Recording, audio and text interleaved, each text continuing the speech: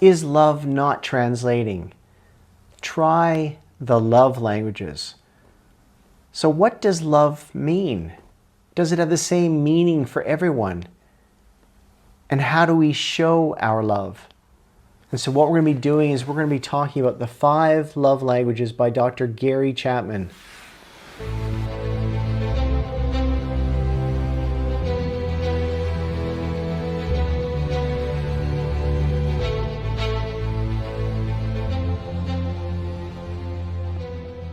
And before we get started, if you could please subscribe to the channel, like, comment, and touch the notifications icon to let you know that there are new videos that are being published on a weekly basis by myself. Now, most of us assume we think the same thing when we use the word love, particularly in close relationships. We assume our loved ones know what we mean when we say those 3 words, I love you. But what if I was to tell you we don't feel or experience love in the same way? Maybe you've been desperately trying to convey your love to someone, but they never seem to acknowledge it. You may be having frequent arguments with your partner. Why don't you ask how my day was? You never buy me flowers. You never surprise me with a gift. Is it too much to ask to hold my hand now and again? Sound familiar? Maybe there is a lack of understanding of each other's love language. So according to Dr. Gary Chapman, there are 5 ways we express love. And he has detailed this in his book. Now it's from 1992 and it's called The 5 Love Languages.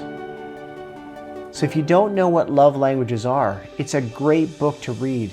I often encourage my clients in private practice to read up on the languages to create a deeper connection and an understanding with their partner. Now these 5 love languages include quality time, touch, words of affirmation, acts of service, and gifts. We all use multiple love languages, but we usually have one predominant type. And there may be a secondary one as well. Your love language may be different in terms of how you express love to others and what you like to receive that communicates love to you. For example, you may feel love when your partner brings a gift home for you unexpectedly, but you show your love to your partner through physical touch. For example, hugging, holding hands, and touching.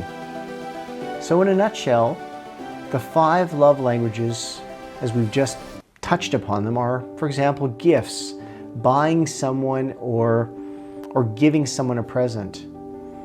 Words of affirmation, so giving compliments, praise, telling them that you love them. Quality time, spending time together and really listening to them with undivided attention. And acts of service, so doing things for them, cooking a meal, taking out the garbage, offering to help them out, as well as physical touch, giving them a hug, touching their arm, holding their hand. So if you want to delve further into the love languages, I urge you to read Gary Chapman's book. I recommend it often. And after reading the book, you might realize that you and your partner speak a language you both don't understand. And you might feel like you're doing everything you can to strengthen your relationship. Maybe you're coming home with flowers and surprising them with fancy holidays away, but still, your partner doesn't feel your love. Now, this may be because their love language is physical touch and not gifts. Perhaps they would feel loved if you hugged them when you got home or held their hand when you were out and about. So if you spend the time to learn the love languages, you then need to share it with your partner or those close to you. You cannot expect them to work it out. Sometimes you need to say, this is what I need to feel loved. and this is how I usually show my love to you. You may be thinking, I can't do that. It would feel strange or odd. But we need to be vulnerable and let our closest people know the way we like to give and receive love. It's through this openness and vulnerability that you can create a more intimate connection. Now, if you have a partner, you might want to check in with them and make sure they are receiving love in a meaningful way. Using your partner's love language to express love to them can strengthen your relationship and help mend the connection if it goes off track. And lastly, it's easy to disregard the love languages as some, psychological hocus pocus. But you might think, how can this help me? Well, just stop and think for a moment. Do you find your relationship in the past and maybe current, it seems to fall apart similarly each time? Perhaps you're yet to understand the power of those 5 love languages. Because as Dr. Chapman says, there's this love tank. And when this love tank, when it's empty,